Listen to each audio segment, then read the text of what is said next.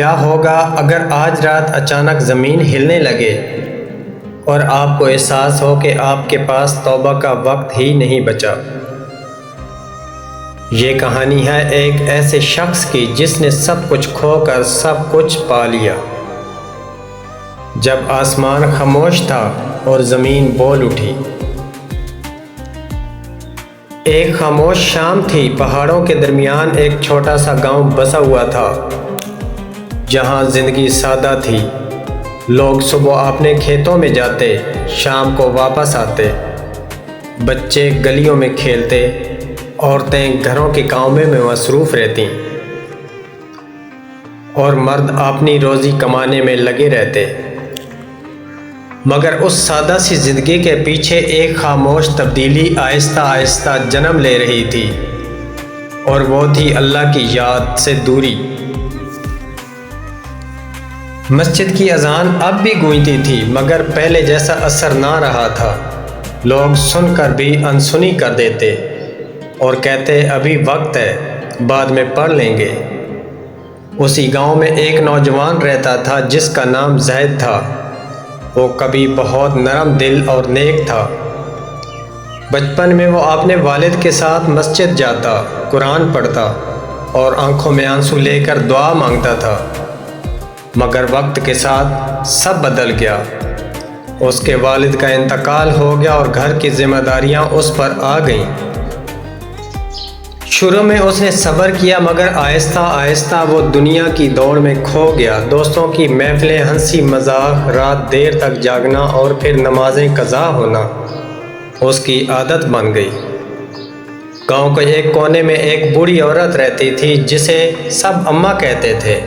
اس کی عمر بہت زیادہ تھی، چہرے پر جھریاں تھیں، مگر آنکھوں میں عجیب سی روشنی تھی۔ وہ اکثر مسجد کے باہر بیٹھ کر تسبیح پڑھتی رہتی اور جو بھی وہاں سے گزرتا اسے ایک ہی بات کہتی، بیٹا اللہ کو نہ بھولو، زندگی کا کوئی بھروسہ نہیں۔ زید جب بھی اس کے پاس سے گزرتا تو اماں اسے دیکھ کر کہتی، بیٹا نماز پڑھا کرو، اللہ کی طرف لوٹ آؤ۔ مگر زید مسکرا کر کہتا، اماں ابھی تو میں جوان ہوں، ابھی بہت وقت ہے، آپ فکر نہ کریں، اور آگے بڑھ جاتا۔ اماں اس کی بات سن کر خاموش ہو جاتی اور آسمان کی طرف دیکھ کر آہستہ سے کہتی، یا اللہ ان بچوں کو ہدایت دے دے۔ ایک دن گاؤں میں ایک اجنبی آیا۔ وہ ایک درویش تھا، سادہ لباس پہنے، آنکھوں میں گہرائی اور چہرے پر نور۔ وہ مسجد میں بیٹھ گیا اور لوگوں کو نصیحت کرنے لگا۔ اس نے کہا، دنیا ایک امتحان ہے اور ہم سب مسافر ہیں، یہاں ہمیشہ کے لیے نہیں رہنا۔ لوگوں اس کی بات سن کر کچھ دیر کے لیے متاثر ہوتے، مگر پھر اپنی دنیا میں واپس چلے جاتے۔ زید بھی وہاں آیا۔ اس نے کچھ دیر بات سنی، مگر پھر دوستوں کے ساتھ ہنسی مذاق میں لگ گیا۔ درویش نے اسے دیکھا اور کہا، بیٹا دل کو سنبھال لو، وقت کسی کا انتظار نہیں کرتا۔ زید نے ہنستے ہوئے کہا، بابا جی ابھی تو زندگی پڑی ہے، اتنی جلدی کیا ہے؟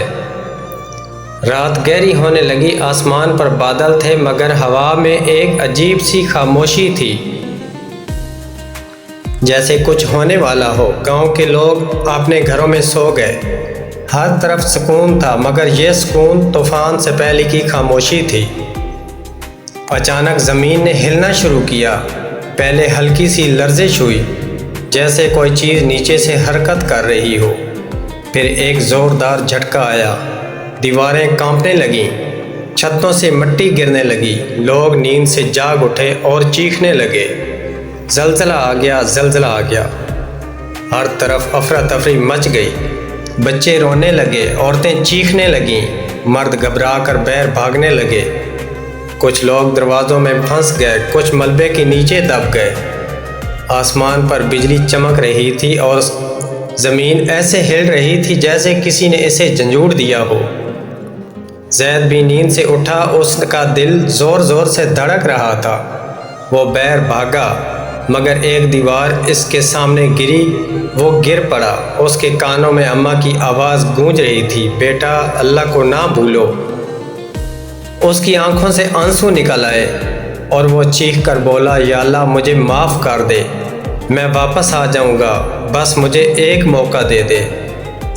دوسری طرف اماں اپنے چھوٹے سے کمرے میں بیٹھی تسبیح پڑھ رہی تھی۔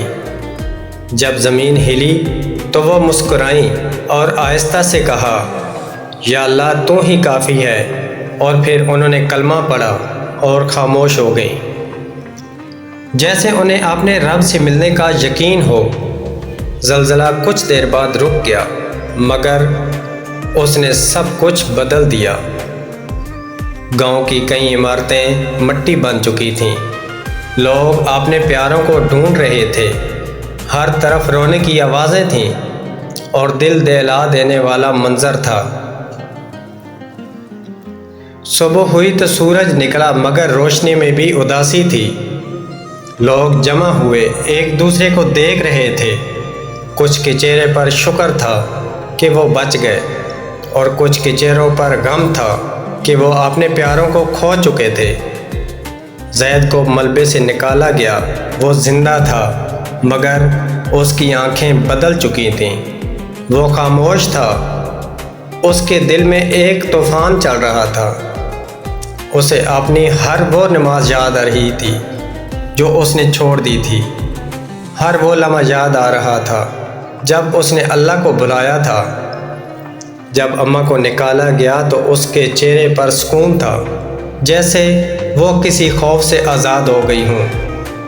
لوگ انہیں دیکھ کر حیران تھے کہ ایسی حالت میں بھی اس کے چہرے پر مسکراہٹ کیوں ہے۔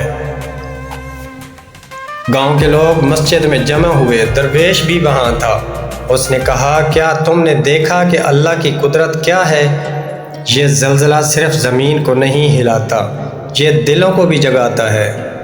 یہ ایک پیغام ہے کہ ہم اپنی زندگیوں کو درست کریں۔ زید آگے بڑھا، اس کی آنکھوں میں آنسو تھے۔